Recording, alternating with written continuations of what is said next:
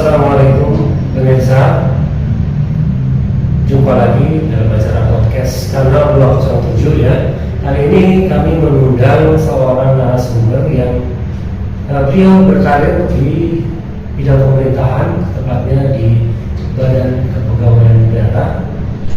Kita mau bahas topik tentang kiat-kiat nih ya, kiat-kiat untuk masuk CPNS. Nah, siapa ini narasumbernya? Mari kita silakan perkenalkan diri. Silakan. Terima kasih Bang Ganding. Saya di sini Abdurrahman ya, Setiawan. Saya berkarir di Badan Kepegawaian Negara sejak 2009 yang lalu.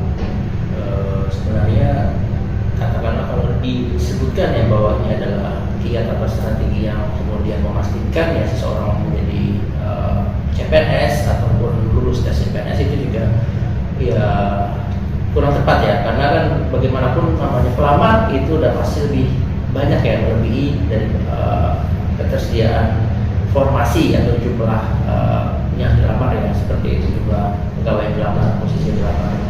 Jadi kita ya paling hanya bisa memperbesar peluang ya, atau memperbesar kans seseorang untuk lulus ya dalam tes CPNS ataupun P3K, pegawai pemerintah dengan perjanjian kerja. Itu yang mungkin pelanggan info. Baik, tapi tidak ada salahnya juga kan kalau orang-orang nih ya yang pengen tahu informasi tentang gimana sih kita pengen nih ya masuk daftar sekali terus langsung diterima, mau kan? Mau ya kan? Nih makanya kita undang nih Pak atau Bung Aman ya, untuk menjelaskan kiat-kiatnya ini. Nggak keberatan kan? Ini bukan bocoran, tapi trik, kiat atau cara strategi yang mudahnya untuk ya kita tahu sekarang banyak sekali kan yang mau masuk ke CPNS sekarang. Kalau begitu kita mulai tentang masalahnya PNS dulu ya. PNS atau pegawai negeri sipil. Kalau saya dulu itu berpikirnya karena udah ada istilah baru yang namanya ASN ya. Saya pikir ASN itu penggantinya PNS, ternyata beda ya ternyata ya. Ini mungkin yang lebih berkompeten ngomongnya Bung Ahmad ini tentang perbedaan ASN dan PNS. Ya baik, Bung Ganding dan para penikmat podcast Kanal 207 ya. Jadi sebutan ASN itu aparatur sipil negara itu merujuk pada Undang-Undang 5 tahun 2014 tentang aparatur sipil negara, di mana ASN itu terdiri dari PNS pegawai negeri sipil dan P3K pegawai pemerintah dengan perjanjian kerja. Dengan kata lain, ASN itu karena rumah besar di mana di dalamnya ada PNS dan juga di dalamnya juga ada P3K seperti itu. Nah perbedaannya ya kalau katakanlah P3K ya mereka bekerja berdasarkan katakanlah perjanjian ya ataupun seperti kontrak ya yang artinya untuk kurun waktu tertentu gitu. Sementara untuk PNS ya mereka relatif tetap. Namun bukan berarti tidak bisa diperhatikan jika PNS itu melanggar katakanlah aturan disiplin ya ataupun aturan kepegawaian yang berlaku ataupun aturan dalam bidang hukum pidana perdata, bisa juga diberhentikan atau dikenakan sanksi seperti itu. Jadi ASN lebih besar. Iya benar. Lingkupnya daripada PNS. Berarti saya mau tanya lagi ini, kalau ada misalnya di institusi katakanlah TNI ya atau Polri, ada orang sipil yang dia bekerja di sana, apakah dia ASN atau PNS?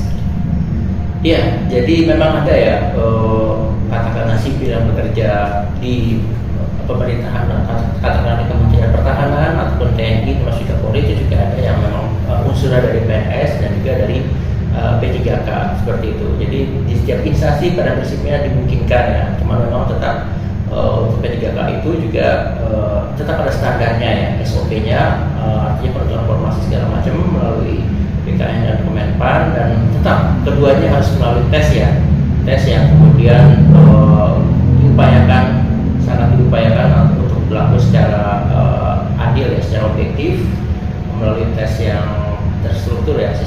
dan Jadi dia disebut dengan PNS tetap, bukan ASN. Iya, kalau sebutan umumnya memang ASN gitu, makanya kan sekarang disebutkan pejuang ASN ya, pejuang ASN karena Kalau TNI kan bukan ASN kan? iya, bukan Polisi juga bukan ASN, tapi bukan. yang sipil di sana ASN. Iya, yang sipil di sana ASN sekaligus PNS.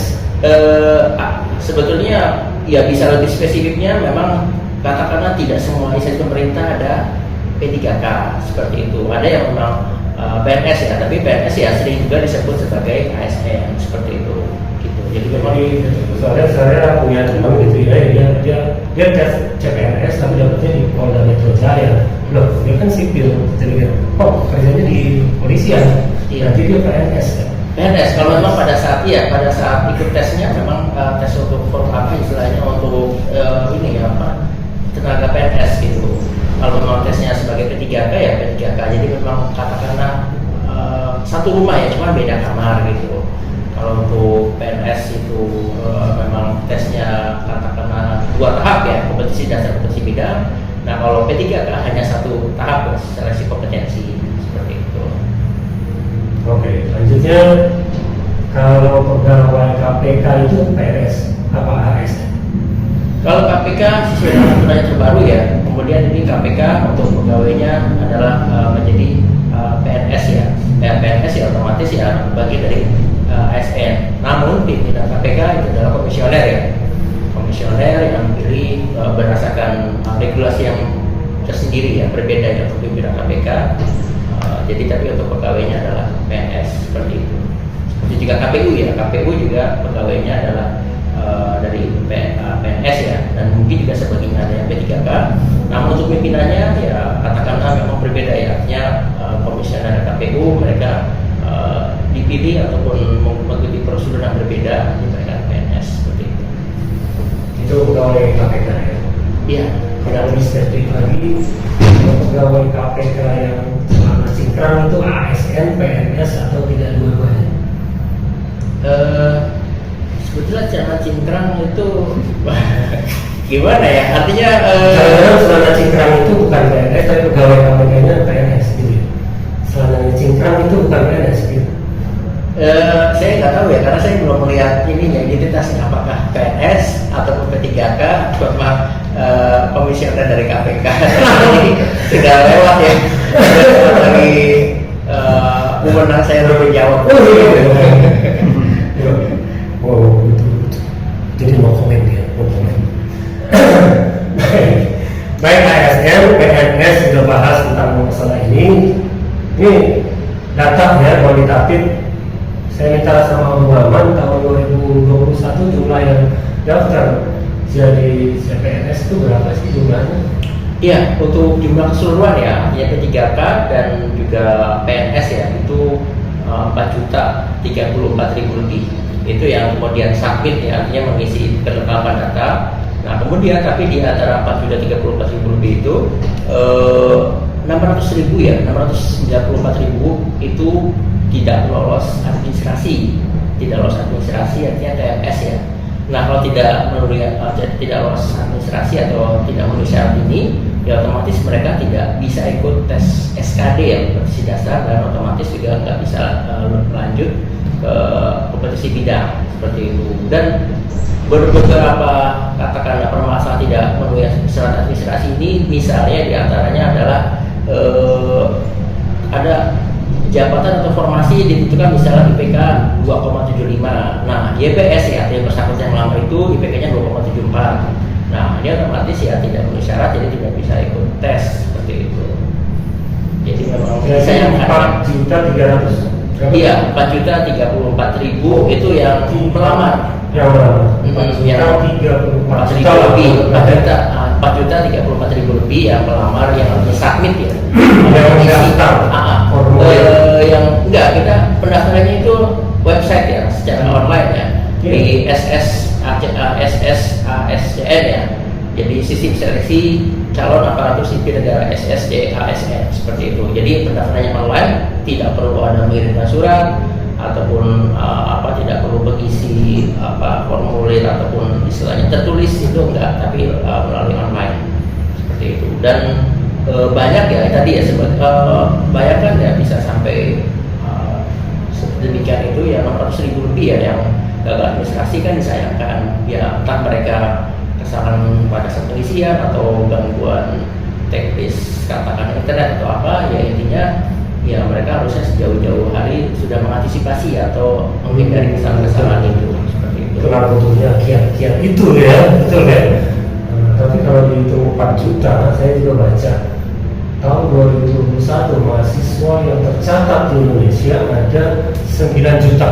9 jutanya itu kalau misalnya kita gampangnya sepertiganya sudah lulus 3 juta.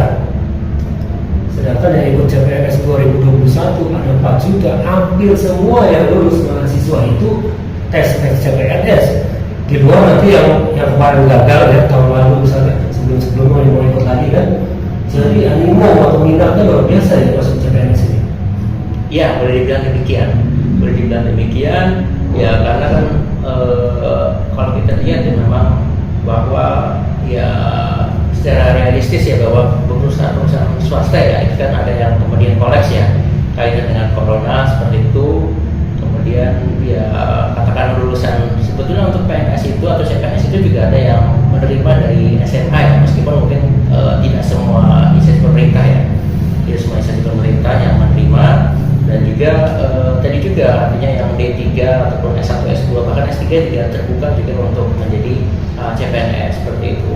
Dan ini ya beberapa tahun belakangan ini sebetulnya pemerintah sudah membuka banyak pintu ya untuk menjadi CPNS di samping untuk P3K. Pintu ini artinya selain pelamar umum ada juga pelamar jalur disabilitas, artinya mereka yang memiliki mohon maaf ya kekurangan atau uzur jasmani ya seperti itu, misalnya ada yang mohon maaf ya visibilitasnya atau pendengarannya rendah, ada yang mungkin tangan atau kakinya ya tidak lengkap seperti itu. Ada juga yang untuk putra putri Papua, artinya kelahiran Papua atau dari orang tua dari Papua, kemudian juga dari jalur yang istilahnya ini ya istimewa, artinya di sini cum laude ya, lulusan cum laude ya itu dengan syarat IPK-nya katakanlah di atas 3,5 atau 3,36 dengan akreditasi perguruan tingginya minimal H gitu. Jadi ada beberapa jalur ya. Tapi ya tetap saja disimpulkan besar sekali minat orang-orang yang baru lulus kuliah untuk daftar CPNS, betul kan? Iya benar seperti itu. Memang besar ya, termasuk juga untuk yang ikut sekolah kedinasan selain sekolah tinggi akuntansi negara, dan juga ada seperti juga ada akademi ilmu migrasi ya yang di bawah Kemenkumham, kemudian juga akademi ilmu masyarakatan, sekolah tinggi ilmu statistik dan lain. Jadi memang animo ini besar ya. Cuman kalau dibilang ini juga ada efek bumerang. Efek bumerang ini di sini karena ya mohon maaf ya, ada sebagian pelamar CPNS ataupun P3K yang kemudian tergiur ya atau terjerat dengan banyak pola-pola penipuan atau percayaan dengan berbagai modus. Yang biasanya terjadi adalah korban PHP ya, pemberi harapan palsu seperti itu. Itu prank ya. Iya. Dan mungkin bayarnya berapa puluh atau berapa ratus juta, bahkan mungkin termakan dengan itu orang dalam orang luar. Bisa saja sih orang luar juga bisa, ataupun oknum PNS juga bisa. Tapi biasanya para penipu ini menerapkan atau mengimplementasikan namanya seeing is believing, melihat itu mempercayai. Jadi artinya ditampilkan SK CPNS, tapi SK CPNS-nya palsu seperti itu. Nah, untuk yang biasa melihat SK CPNS asli, mereka akan dalam hitungan detik ya, tidak sampai menit. Biasanya mereka bisa mengetahui ini SK CPNS palsu seperti itu. Dan alhamdulillah saya nggak termasuk yang nggak sampai 1 menit bisa. Ya. Itu bagus sebenarnya, kita pengennya masyarakat ya, apalagi yang anak-anak yang baru lulus jangan pakai begitu-begitu aja ya. Kita pakai jalur yang resmi aja ya, jalur resmi aja, yakinkan diri bahwa kita bisa kalau kita ikut tes CPNS podcast itu ya. Iya, betul. Baik. Jadi Bung Arman, nah ini kita baru masuk nih tentang kiat-kiat. Nah, jadi kita mau tahu nih soal kiat-kiat tes masuk CPNS. Jadi mulai sebelum tesnya itu berlangsung, kiat-kiatnya gimana nih? Terus pada saat tes itu berlangsung, kemudian setelah tes itu selesai, itu kira-kira apa aja sih yang bisa dijadiin pedoman buat orang-orang yang pengen banget nih. Ya, mudah-mudahan sih banyak yang ini mendengarkan podcast ini gitu ya. Silakan. ya, baik, Bung Dandi, terima kasih untuk kesempatannya. Jadi prinsip saya ataupun salah satu patokan saya adalah preparation is half the war. Jadi persiapan itu adalah setengah dari perang gitu. Persiapan di sini ya bukan hanya persiapan latihan soal, itu juga penting ya. Tapi yang lebih penting lagi adalah ya di samping berdoa, kemudian juga kita muslim sholat ya. Di sini juga adalah strategi untuk memilih formasi. Formasi di sini artinya melamar di instansi mana, kemudian untuk katakanlah jabatan apa seperti itu mesti dipertimbangkan. Sebagai contoh ya, misalnya saya lulusan ilmu komunikasi misalnya seperti itu, saya bisa melamar sebagai peranata humas. Nah, misalnya apakah saya melamar di Kementerian Keuangan atau di Pemprov DKI atau di mana seperti itu? Yang semuanya misalnya beberapa instansi itu membuka untuk formasi atau jabatan peranata humas. Nah, ya kalau misalnya kita juga tahu ya bahwa beberapa instansi memang lebih tinggi, lebih animonya lebih tinggi dibandingkan instansi lainnya. Sebagai contoh, ya Kementerian Keuangan yang khususnya Dirjen Pajak ya, karena kan otomatis kita tahu tunjangan kinerjanya atau remunerasinya kan tinggi, termasuk PPDKI ya.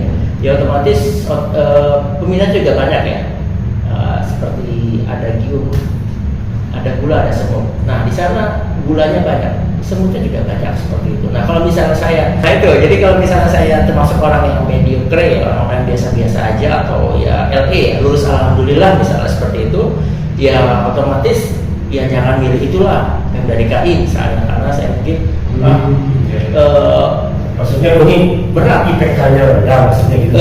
Bukan IPK-nya rendah, IPK-nya kan tetap harus memenuhi syarat, cuman ininya tingkat persaingannya akan keras seperti itu gitu. Jadi ya kecuali kita hanya mengandalkan spekulasi ya mudah-mudahan diterima, ya boleh aja, cuman nggak hanya spekulasi saya pikir, tapi hitung-hitungan itu bahwa mana nih yang bisa peluangnya untuk diterima.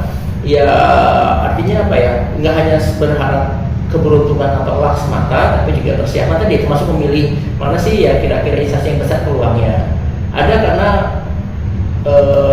instansi tertentu yang tidak terlalu banyak peluangnya ya, seperti itu. Ada juga tidak terlalu banyak peluangnya karena artinya peminatnya tinggi. Ada yang peluangnya besar, berarti peminatnya sedikit ya. Nah kalau peluang besar itu ya misalnya cocok buat saya yang kemudian misalnya tidak begitu yakin ya kalau banyak pelamarnya seperti itu. Kemudian juga sebaiknya kita juga mengetahui juga, katakanlah umumnya semakin banyak persyaratan diminta yang di awal ya, atau misalnya nanti SKB-nya kita harus agak jauh melihat SKB-nya untuk Kementerian Pertahanan misalnya. Kementerian Pertahanan artinya PNS yang bekerja di sana, termasuk di TNI ataupun di kepolisian juga ada ininya juga PNS-nya. Nah itu kan ada tes fisiknya ya, kesamaptaan. Nah pada saat SKB kompetisi bidang, jadi sesudah kompetisi dasar kompetisi bidang. Nah pada saat kompetisi bidang itu ada tes kayak fisik mungkin push-up segala macam. Nah kalau misalnya saya mohon maaf ya fisik saya kurang kuat misalnya, ya udah jangan milih itu. Tapi kalau misalnya bagi peserta yang fisiknya kuat memenuhi syarat ya, kemudian yakin bisa lolos, justru milih itu seperti itu. Nah jadi intinya memilih formasi yang tepat. Kemudian juga itu juga usaha pada saat melamar ya, jangan sampai ada kesalahan pengisian nama, tanggal lahir, kemudian IPK dan yang lainnya, itu jangan sampai kesalahan seperti itu. Iya, jadi ini dasar sebelum ikut tes, berarti persyaratan daftar yang online itu maksudnya. Iya. Dan juga sebetulnya ada juga beberapa pelamar ya, boleh saya bilang cukup cerdik ya, tapi tidak menyalahi peraturan. Sebagai contoh, ada teman saya, dia sudah S2, magister ya, S2 ekonomi ya di salah satu kampus di Jogja, kampus negeri Jogja.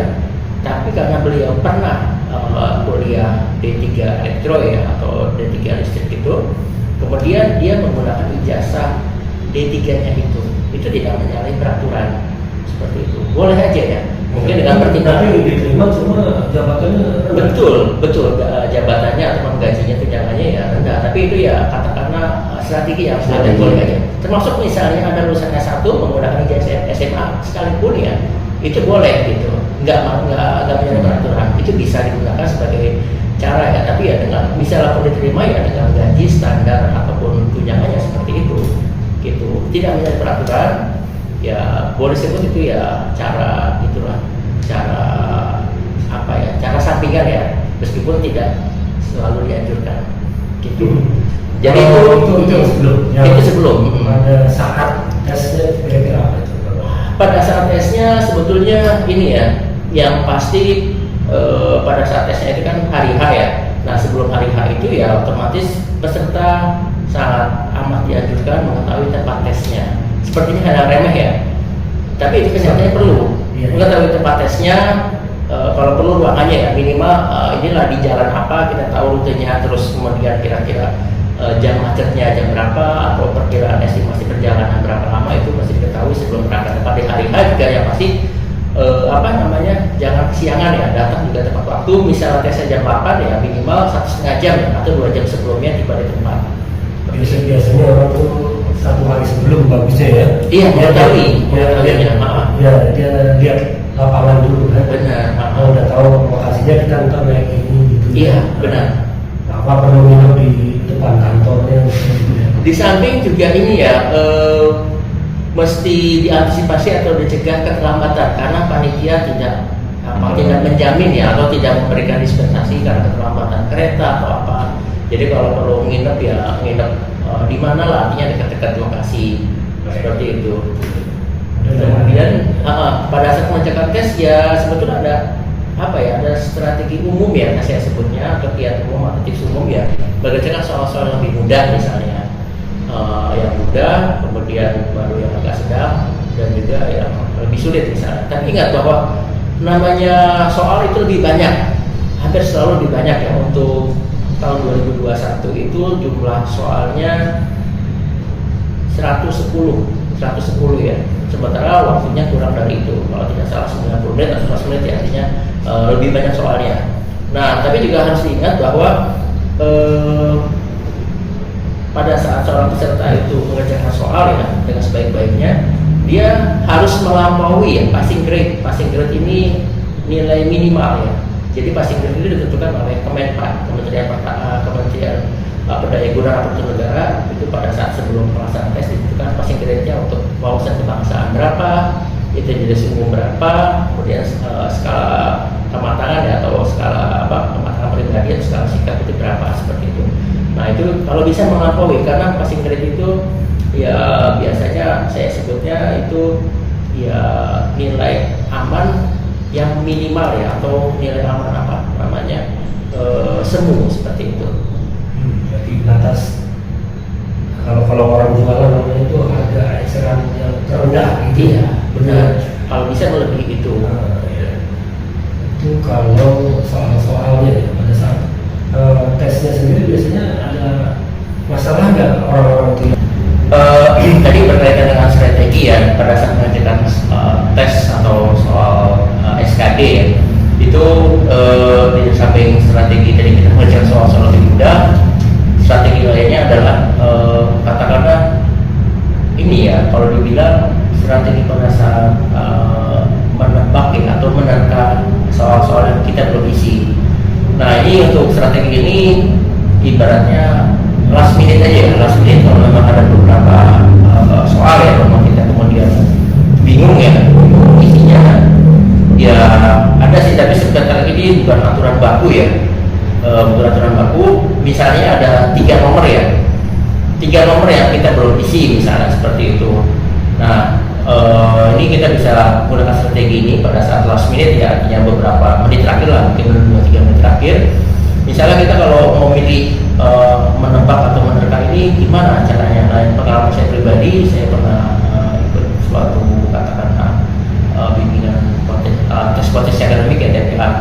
Jadi di situ disarankan bahwa kita mengisi dengan jawaban yang di luar mayoritas. Jadi misalnya selama ini soal jawabannya adalah B misalnya seperti itu, maka kita jangan jawab B pada saat mereka itu.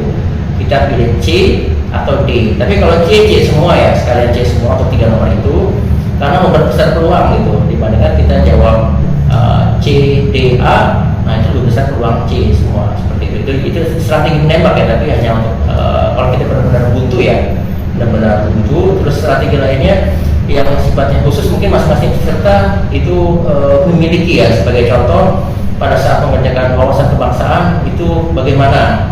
Nah itu strategi khusus ya, masing-masing spesifik ya strateginya. Ataupun ada juga kalau dulu ya pandangan pribadi saya, dan ini mungkin bisa saja salah, subjektif ya, untuk soal skala kematangan ya atau karakteristik pribadi. Sebagai contoh pada saat contoh soalnya pada saat kerja, ada yang melakukan ruangan kerja, bagaimana sikap kita. Itu dulu saya berpendapat jawaban yang paling panjang itu adalah jawaban yang besar kemungkinan benar seperti itu. Tapi ya dalam kenyataannya mungkin sekarang tidak selalu jawaban yang paling panjang itu benar. Nah artinya pada saat mengerjakan soal-soal yang karakteristik pribadi ini atau skala kematangan ini, ya kita memang mungkin perlu berpikir reflektif ya. Jadi artinya perlu dipikir, tapi juga digabungkan dengan speed reading. Apakah dengan menjawab ini otomatis tepat dengan pertanyaan ini ya? Jadi dibalik ya dari masing-masing jawaban, dibalik apakah ini adalah jawaban ini yang tepat atau bagaimana? Karena sekali lagi untuk soal-soal skala kematangan atau karakteristik pribadi ini, semua jawaban benar ya, semua jawaban benar, tapi ada jawaban yang paling sempurna atau paling ideal di poinnya 5. Nah, ini dengan skala Likert ya. Jadi artinya untuk soal-soal dengan kategori yang strategi pribadi ini masing-masing punya cara ya, masing-masing punya cara. Cuman ya bagaimana kita mengefektifkan cara itu. Masalah nggak orang-orang itu yang pengalamannya lama ada saat tes peserta CPNS ini yang kira-kira mengganggu pada saat dia mengerjakan tes? Permasalahan sih ada ya, biasanya itu gangguan koneksi internet ya. Terus terang saya beberapa kali menjaga untuk tempat tes itu sebagai pengawas, itu biasanya koneksi internet terganggu. Nah tapi kan koneksi internet itu juga di luar kekuasaan panitia, artinya ada beberapa hal yang waktu itu kabel jaringan yang bawah laut yaitu terganggu yang tahun 2021 itu, yang paling ya tetap panitia berusaha menyelesaikan ya, tapi ya di sisi lain juga peserta harus gimana manage moodnya ya, ataupun perasaannya, ataupun pemikirannya supaya jangan terlalu kemudian berlarut sedih ataupun kemudian kesal sehingga mempengaruhi kemampuan untuk menyelesaikan soal seperti itu. Ya, kemudian ya, emosionalnya, iya, bicara juga ya. Benar. Jangan sampai panik misalnya begitu ya. Iya. Pada saat ini pas sudah di tempat itu udah gemeteran gitu, ada gitu. Iya. Itu bahaya juga ya. Benar. Misalnya tiba-tiba sakit perutnya gitu ya. Iya. Jadi ya itu juga benar, itu kan kaitan pada saat pengerjaan soal itu berkaitan dengan sebelumnya ya. Artinya upayakan ya pada saat sebelum tes atau semalam sebelumnya ya jangan makan yang mohon maaf misalnya terlalu pedas ataupun makan terlalu banyak atau apa, sehingga pada saat mengerjakan tes ya mohon maaf ya harus bolak-balik ke belakang. Dan itu kalau mengerjakan ke belakang kan karena kita semua mengerjakan menggunakan komputer ya, otomatis waktunya berkurang, jadi tidak dihentikan ya oleh panitia. Tapi kalau kerjanya seperti itu ke belakang, waktunya terus berjalan, ya dirugikan ya peserta sendiri seperti itu. Dan memang tidak ada nilai minus ya, tidak ada nilai pedas kalau ada kesalahan. Cuman pada saat, terutama pada saat mengerjakan tes yang untuk yang CPNS ya, itu ada yang kemudian soal-soal yang nilainya kita nyebutnya menggunakan skala Likert ya. Likert itu artinya kalau jawabannya sempurna sesuai 5, ada yang di bawah sempurna baik yaitu 4, kemudian cukup baik 3, dan yang paling rendah nilai 1. Itu untuk yang katakanlah skala kematangan ya. Atau misalnya sebagai contoh soal-soalnya, pada saat saya bekerja ada teman yang merokok di ruangan kerja. Nah, bagaimana sikap saya? Nah, itu soal-soal yang 5 jawaban itu semuanya dapat nilai, tapi yang katakanlah ya yang jawaban yang paling baik ya, paling sempurna itu bagi dia nilai 5. Nah, sementara yang di bawahnya nilai 4 dan paling rendah nilai 1. Seperti itu ya. Di Di samping ada soal-soal wawasan kebangsaan dan juga intelijensi umum. Seperti itu. Baik, itu berarti pada saat peserta mengerjakan tes. Kalau setelahnya kira-kira kiat-kiatnya apa? Skala ini ya, kalau sudah selesai tes ya kiatnya yang pertama ya ini ya memang sesuai ini juga anjuran dari panitia umumnya kita mencatat nilainya ya. Jadi di kertas peserta ujian bisa ditulis nilainya masing-masing, TU ya, intelijensi umumnya berapa, kemudian karakteristik pribadi itu berapa, lalu wawasan kebangsaan itu berapa, dicatat seperti itu. Kemudian ya semua persyaratan itu dibawa, artinya KTP, kemudian kartu peserta, dan juga katakanlah ini ya masker segala macam tetap dibawa keluar. Kemudian ya boleh disebut kalau sudah selesai tes ini kan ya untuk yang muslim ya itu kan artinya ya sudah kita tawakal ya, berserah diri. Dan juga yang paling penting adalah last but not least abaikan atau dihindarkan ya kemungkinan tergoda adanya rayuan orang bisa menjanjikan. Kalau ini udah selesai tes, masih ada juga itu yang nawarin? Ada yang seperti itu ya. Di samping juga memang ya mohon maaf ya, ini untuk berkenaan juga terutama ya calon peserta tes CPNS ataupun P3K itu yang tahun 2021 tes yang kemarin itu ada yang saya bukan calo ya, tapi saya sebutnya manipulasi atau rekayasa. Jadi di tempat tesnya menggunakan CAT ya, komputer assisted test itu, komputer itu katakanlah diakali ya, dipasang alat sehingga bisa dikerjakan secara remote ya, dari jarak jauh. Dari luar ruang tes itu bisa dikerjakan jarak jauh oleh oknum itu. Dan ya mohon maaf, ini sekali lagi ya tentu saja melanggar NSPK, norma standar prosedur dan kriteria pegawai yang wajar ya, sehingga pelakunya ya otomatis ya di prodiokan masuk polisi dan ya terancam sanksi pidana dan juga diberhentikan sebagai pegawai negeri sipil seperti itu. Baik, itu ya kita memang perlu waspada, antisipasi juga lah, wanti-wanti jangan tergiur atau jangan tergoda lah ya, sama orang-orang yang menjanjikan ini, menjanjikan itu. Iya. Itu salah satu hal yang menarik juga ya. Kira-kira ada nggak yang lebih menarik lagi kira-kira pada saat seleksi pengalaman Muhammad sendiri? Iya, saya tidak menemukan, tapi ada ya beberapa pemberitaan mungkin juga ada yang sudah mengetahui juga ya, bahwa sebagian peserta ya, saya katakan sebagian membawa jimat entah bentuknya memakai wifi ataupun sejenisnya lah seperti itu. Yang dibawa kan? Iya, nah itu nggak bisa bawa terus digantung di ruangan gitu, nggak bisa. Ruangan tes ditaruh gitu, nggak bisa. Kan ada juga yang benar-benar gitu. Ada juga yang katanya menaburkan garam ya atau apa ya. Pikirannya benar kali ya garam. Iya, intinya sih bagaimana ya, kita kan bukan hanya segi rasionalitas ya atau logika, tapi kan intinya panitia menerapkan atau mengimplementasikan aturan standar bahwa yang dibawa masuk peserta ya hanya KTP ya, kemudian kartu peserta, kemudian katakan alat tulis ya, terus karena kaitan sekarang dengan corona ya, sebelumnya alat tulis biasanya disediakan oleh panitia ya, seperti itu. Kemudian ya masker ya, dan mungkin kalau diperlukan face shield seperti itu, dan mungkin juga sarung tangan. Kalau saya tes ini nggak apa-apa ya, pakai. Dan juga bukan jimat ini. Enggak, ini juga perlu diketahui untuk laki-laki nggak boleh pakai gesper. Nggak boleh pakai gesper. Alasannya apa? Iya, khawatirnya gesper bisa manipulasi. Iya, diselipkan alat-alat timnya MI ya, Mission Impossible atau apa seperti itu.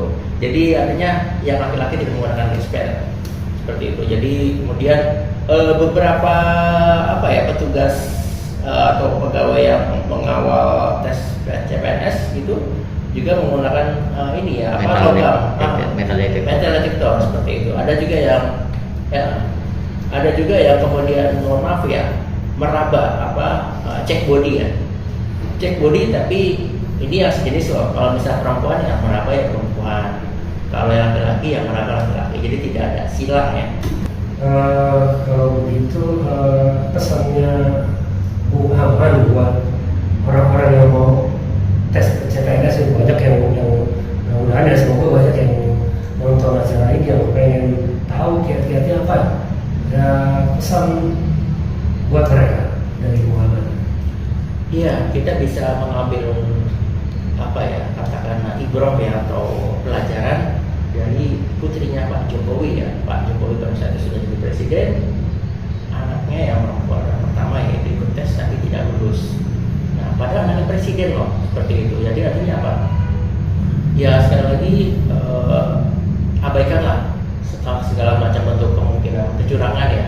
Entah calo, misalnya ada yang anak kembar ya, kemudian satunya lebih pintar, misalnya kemudian yang lebih pintar itu menjadi calo, ya hindari juga seperti itu. Masuk tadi apa, ada tawaran kemudian apa namanya menggunakan teknologi remote jarak jauh, itu juga diabaikan karena besar ya konsekuensi hukumannya, baik bagi panitia yang terlibat ya, atau orang dalam, oknum orang dalam, ataupun pesertanya otomatis di blacklist ya, dia nggak bisa ikut lagi.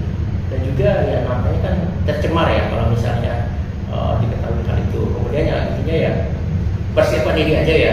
Terus misal pun gagal, ya kalau masih bisa coba lagi tahun berikutnya, coba. Kalau tahun 3 ya coba mungkin beralih ke BUMN ataupun bekerja di sektor swasta ya. Berapa kali sih? Kalau udah gagal berapa kali tes kesempatan? Maksimal usia peserta itu untuk katakanlah CPNS yaitu maksimal biasanya 35 tahun. Tapi ada beberapa instansi yang mempersyaratkan kalau S1 itu 27 tahun.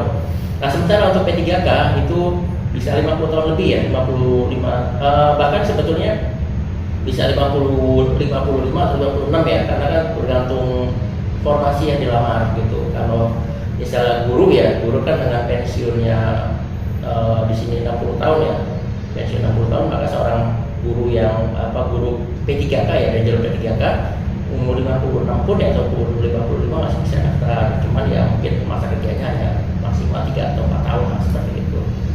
Itu. Baik, itu ya. Terima kasih Bung Aman ya. Ini kiat-kiatnya sangat berguna sekali, bermanfaat. Mudah-mudahan jadi pahala ilmu yang bermanfaat ya. Mudah-mudahan pemirsa yang nonton acara ini juga mengambil manfaatnya juga, jangan seperti yang katanya tadi, jangan yang jelek-jeleknya yang diambil, yang bagus-bagusnya. Iya. Ya. Baik, terima kasih Bung Aman atas kehadirannya di acara podcast ini. Mudah-mudahan nanti kapoknya kita undang, mudah-mudahan tentang catur gitu ya. Ini catur udah kasih tau belum? Ini catur ini.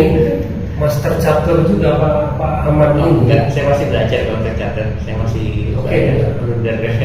Catatan kita skripsinya Bung Aman ini tentang sekolah catur Adianto, betul? Iya, di Bekasi ya, seperti itu Pak. Untuk Adianto sekarang udah jadi anggota dewan, betul? Iya, betul. Siapa tahu Bung Aman ini bisa jadi pembina anggota dewan, gitu. Anggota dewan, anggota MPR DPR, panggilnya kakak pembina. Bung Aman ini siapa tahu ya, kita aminkan aja kan. Oke, sampai di sini acara podcast tanggal 207. Saya di sini Gading mengucapkan terima kasih. Kita ketemu lagi di acara podcast berikutnya. Ingat, kita boleh menutup mulut kita dengan alasan kesehatan, tapi jangan pernah menutup mulut kita untuk menyuarakan kebenaran. Wassalam.